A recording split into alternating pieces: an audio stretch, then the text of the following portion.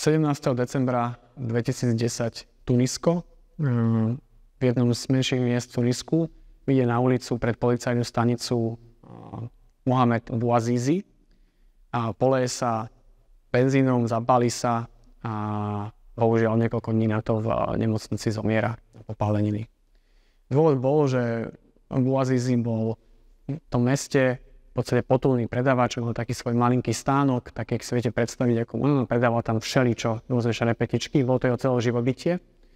A keďže v tom lokálnom meste ho dlhodobo polícia obťažovala, a vykazovali ho z miesta, kde predával, a brali mu tovar a tak ďalej, tak bohužiaľ bol hlboko zadlžený a vyústilo to v tom, že pár dní predtým, ako sa upálil, tak miestna dokonca policajtka ho na ulici pred všetkými prefackala a proste istým spôsobom ponížila. Bouazizi to už nevydržal a podpálil sa a teda bohužiaľ zomrel. Niekoľko dní na to sa v Tunisku začali obrovské protesty. Stalo sa toto upálenie symbolom týchto protestov a tyrana, ktorý tam vládol, diktátora, ktorý v Tunisku vládol viac ako 10 rokov alebo dlhé obdobie, tieto protesty zvrhli. Prečo sa to stalo? Prečo práve smrť Bouaziziho a nie iné tisícky neprávostí, ktoré sa v Tunisku stali? A prečo práve táto smrť bola katalizátorom?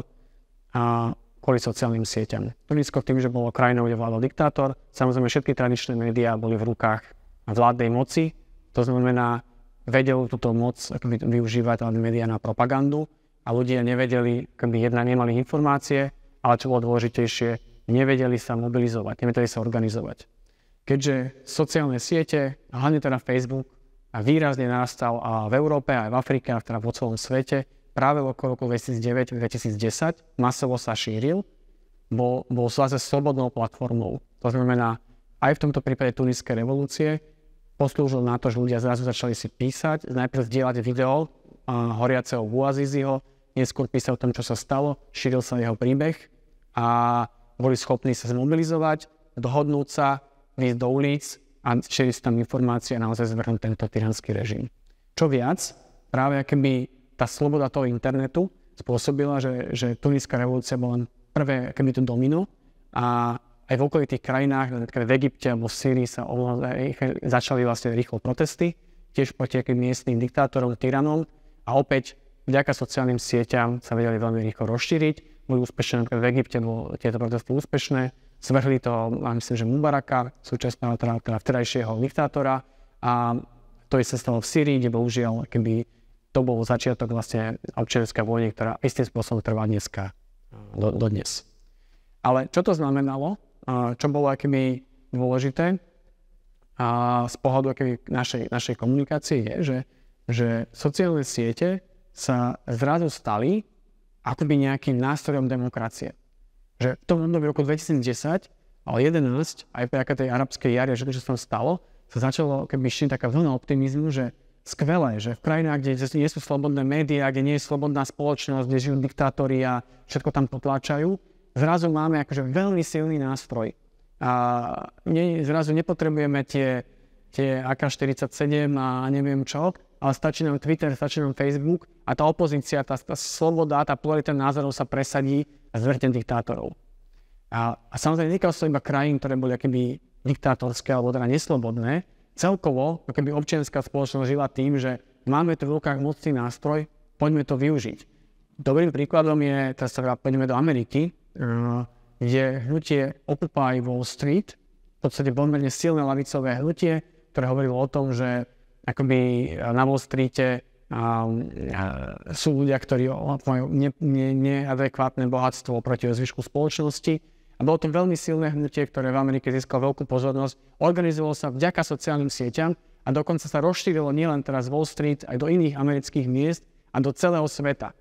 To znamená, že štúdia, ktorá skúmala, ako sa toto hnutie šírilo, Occupy teda Wall Street a respektíve v jednotlivých mestách sveta, tie ich krajiny alebo teda tie ich finančné distrikty, sa šíri práve cez Twitter. Že tí ľudia, niekde v Európe, niekde v Austrálii, oni videli, že niečo sa deje na americkom Twitteri, že tam sú ľudia, ktorí protestujú proti multimiliardárom a prijali to, začali to šíriť ďalej. Opäť ten internet poslúžil ako nejaká skvelá platforma na to, aby sa táto informácia šírila a tieto protesty sa šírili do celého sveta.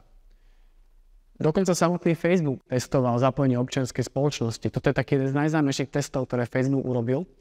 A ak sa nemýlim, boli to voľby v Amerike 2010-11, nie som si úplne istý, boli to senátne voľby, kde Facebook umožnil takú vec, že keď sa na ne nalogovali, a to bolo v deň volieb, tak sa mohli označiť, že áno, bol som voliť a zobrazilo sa to vašim známym a vašim kamarátom.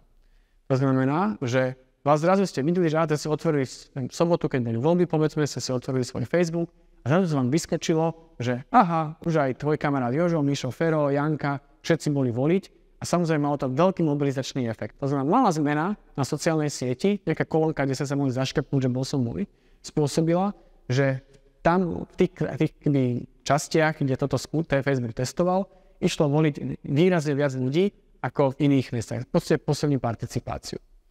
Facebook sa tým samozrejme pochválil, robil z toho štúdiu, ale bol tam obrovský backlash, kde keby všetci politici zrazu, aha, tak je tu nejaký súkromný aktér, ktorý dokáže ovplyvňovať voľby, lebo on to dal iba v niektorých častiach krajiny, v iných nedal, tak istým spôsobom, čo keď ten Facebook urobí takúto kampaň v krajine, kde je viac, demokratov, tak samozrejme pomôže demokratom a naopak, keby to robil v časti, kde sú republikáni a tak ďalej. Ale opäť to ukázalo tú silu tej sociálnej siete, aby zvýšiť participáciu v tomto prípade vo voľbách. Dokonca aj na Slovensku máme pekný príklad, ako sociálne siete pomohli zmobilizovať spoločnosť. To je príklad protestov Gorila, ktoré tiež boli zhodou okolností v roku 2011. Asi kauzu Gorila poznáte. A práve ľudia, a to bola jedna z mojich štúdií, ktoré som robil počas doktorandského štúdia, kde sa rozprával s organizátormi protestov Gorila a hovorili, že ten Facebook bol absolútne kľúčový pri organizácii toho. Že zrazu sa vytvorili si skupinu, mali tam nejaký chat, a vedeli ľudí oslovovať, vytvorili eventy, kde sa ľudia hlásili a klasicky, keď ľudia videli, že aha, to je event, kde sa zahlásilo 50,000 ľudí, že príde, tak pôjdem aj ja, klasická nejaká snehová guľa a podobne. Dokonca si pamätám, už si neviem, kto to bol, ale organizátorov povedal takú pomerne pamätnú vetu, že ja si nedokážem predstaviť, ako sa mohla zorganizovať dnešná revolúcia bez Facebooku. Že ako boli schopní vôbec zorganizovať sa, ten Facebook hral tak zásadnú rolu pri organizácii práve týchto protestov a predpokladám, že aj ďalších, ktoré sa tu diali, že sú zásadné. Toto všetko vyvolalo obrovskú vlnu optimizmu, že máme tu internet, slobodné médium, ktoré akože pomôže tej slobodnej spoločnosti. A zase sa pozerali do krajín, ako napríklad Čína, kde vládne komunistická strana dlhodobo a hovorilo sa, že pozrie sa práve v tej Číne, ktorá je dlhodobo vládna to komunistickou stranou, ktorá ovláda všetky médiá a nevie sa tam opozícia presadiť, tak pozrie sa prídu sociálne siete a zrazu tam, kde tá slobodná spoločnosť sa dostane k väčšiemu moci, vplyvu a dokáže tú komunistickú stranu zvrhnúť. Dokonca vtedy povedal bývalý prezident americký Clinton takú vetu, keď tak voľne preložím do slovenčiny, že ak sa bude Čína snažiť obmedziť internet alebo cenzurovať internet, tak je to, ako by sa snažili priklincovať želatínu na stenu. Že to sa proste nedá a vysmial ich. Ako ukázala súčasnosť, čínskych súdruhov sme výrazne podcenili a Čína je dnes absolútne najlepším príkladom toho, že internet sa dá absolútne ovládnuť a opozícia nemá šancu.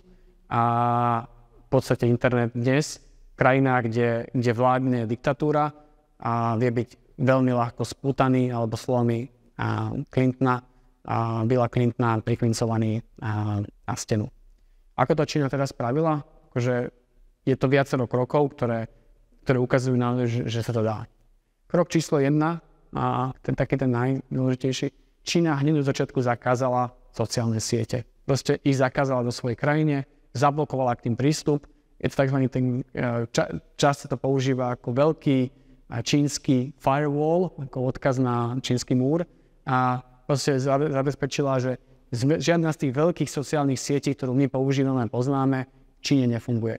Nefunguje tam Facebook, nefunguje tam Instagram, nefunguje tam WhatsApp a podobne veľké siete. To znamená, krok číslo 1, proste vy nemáte prístup k tomu ako občan v Číne, aby ste si vôbec ten Facebook alebo ako inú sociálnu sieť využívali. Krok číslo 2. Samozrejme majú tam nejaké svoje lokálne siete, ale veľmi účinne ich vedia cenzurovať. Je to obrovská mašinéria, ktorá keby vie fungovať v dvoch bázach. Prvá je umelá inteligencia, ktorá na základe jednoduše povedané kľúčových slov, ktoré sú zakázané, dostaneme sa k tomu, a ktoré sú to, ako fungujú, a dokáže obmedziť čokoľvek napíšete a zároveň majú obrovské, takmer by som povedal, 100-tisícové armády cenzorov, ktorí fungujú tiež týmto spôsobom, že manuálne cenzurujú internet. Je to naozaj, že tak premakaná mašinéria, ktorá v podstate nemá na svete obdobu a funguje bohužiaľ perfektne. Poďme najprv k tomu, k tej AI, alebo k tomu, ako to funguje. V podstate dnes čokoľvek napíšete v Číne na internet. Predstavte si čínsky občan, otvoríte si internet, máte tam nejaké svoje služby, ktoré viete používať, ktoré nie je západňarské, ale vlastne čínske. Napíšete tam niečo. Každý jeden komentár, každý jeden príspevok, každý jeden blog napísaný v Číne dnes na internet prechádza cenzorskou mašinou. Prechádza spôsobom tak, že identifikovaný cez kľúčové slova. A máte 3 možnosti. Prvé je, že neobsahuje žiadne senzitívne slova. Teda slova, ktoré sú vyhodnotené ako senzitívne, a v tom prípade sa vám príspevku nič nestane. V momente, keď obsahuje nejaké senzitívne slova, umelá inteligencia ho hneď vyhodnocuje, že či je teda v poriadku alebo nie je v poriadku. A ak si nie je istá, posiela to vlastne ľudským moderátorom, ktorí si to prechádzajú a ktorí vlastne majú veľmi, veľmi podobné manuály a keď to vyhodnotia ako príspevok, ktorý je nesprávny alebo obsahuje niečo, čo sa čínskej komunistickej strane nepáči, tak ho rovno zablokujú. Jeden veľmi dobrý príklad, že naozaj tá propaganda funguje, alebo teda tá cenzúra funguje veľmi, veľmi silno, centralizovane, extrémne efektívne. A to je príklad mena jedného z disidentov čínskych, ktorý sa volal Wei Wei, ktorý do nejakého momentu akože fungoval, ale povedzme, že nebol v centre pozornosti komunistickej strany. To znamená, keď ste napísali niekde na nejakú platformu, že Wei Wei, tak sa vám už nestalo. Potom bol nejaký incident, že bol zatknutý, to znamená, dostal sa do centra pozornosti čínskej komunistickej strany a od toho momentu vysokou pravdepodobnosťou cenzori dostali pokyn, kohokoľvek, kto bude hovoriť o Wei Weiovi, zablokujte, vymažte. A keby tá štúdia ukázala, že od toho momentu ktokoľvek sa snažil písať akýkoľvek komentár s týmto človekom, s menom tohto človeka, komentár bol automaticky zablokovaný. To znamená, tá cenzúra sa veľmi rýchlo učí sa, čo treba práve ako tému potláčať, čo treba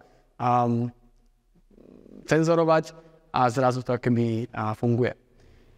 Poďme si povedať možno nejaké príklady. A kto je taký ten najcitlivejší, je samozrejme čínsky prezident, vodca Číny Xi Jinping, ktorý tam už vládne minimálne 12 rokov, nejak tak, viac ako 10 rokov, ktorého meno je v podstate, a to platí doslova, to vôbec nie je zveličenie, ktorého meno sa nevyslovuje v Číne. Je taký pekný príklad, že nie len jeho meno, ale samozrejme ľudia to obchádzajú, ľudia sú kreatívni, tak napíšete Xi Jinping, ale použijete nejaké iné skratku alebo iné oslovenie. Často sa napríklad používalo, v angličtine je to 250 pounds, alebo teda preklad nejakých 120 kg alebo 110 kg na jeho označenie. Prečo 110 kg? Lebo v Číne je taká známa príhoda, ktorú on rozprával sám Xi Jinping, že keď bol malý chlapec, tak musel ťažko pracovať na poli a sám vláčil 110-kilové vreco hore do kopca. Samozrejme, je to také veľmi zosmiešňované, lebo je to veľmi nerealistické, tak začal používať 110 kg. Cenzúra si to všimla. Dnes, keď napíšete teda výraz 250 pounds, čo je v veľmičtine, tak automaticky váš príspevok je zablokovaný. A nie len to. Môžete byť zablokovaní, aj keď napíšete alebo dáte obrázok Macka Pu. Prečo Macka Pu? Lebo neprajníci Xi Jinpinga si všimli, že proste Xi Jinping sa nejakým spôsobom na to Macka Pu podobá. V tvári sa majú také nejaké spoločné črty. To znamená, začali ho písať nie za Xi Jinping, ale Macko Pu, alebo dávať nejaké obrázky. Cenzúra si to všimla a dnes je to veľmi veľký prehrešok v Číne, ak spomeniete Macka Pu kdekoľvek na internete. Jeden študent si zmenil profilovku svoju na Macka Pu a dostal 6 mesiacov basy. Tvrdej basy, skutočne. To znamená, že dnes naozaj ide do extrémov, dokonca už do takých extrémov, že ak hovoríte, že to klasicky akože on, alebo teda neoznačujete Xi Jinpinga spôsobom, že tak jeho, ale poviete, že on, alebo him, alebo he, alebo tak ďalej, iba naznačujete on, aj to je dnes zakázané. To znamená, že cenzori si dávajú absolútny pocit, akoby absolútnu dôležitosť tomu a dnes je naozaj meno Si Ťin-pchinga to meno, ktoré sa v Číne nevyslovuje. Ako to Čína zvládla, keďže má viaceré platformy, v Číne je veľmi obľúbené Weibo alebo WeChat, ako nejaké blogovacie platformy alebo sociálne siete, to proste dala najavo tým majiteľom tých sietí, v tomto prípade toto je Jack Ma, majiteľ Alibaby, že proste nebude tolerovať žiadnu slobodu a proste tým svojim podnikateľom, tým svojim sociálnym sieťam prikázala a povedala, vy budete robiť absolútnu cenzúru. To znamená, dneska tú cenzúru robia priamo tie platformy, priamo tie miestne sociálne čínske siete, ktoré zamestnávajú 10 000 až stovky tisíc cenzorov a na ich platformách to akoby funguje. Ak sa spriečite, ako napríklad Jack Ma, tak zrazu sa môže stať, že na 3 roky zmiznete z verejného priestoru.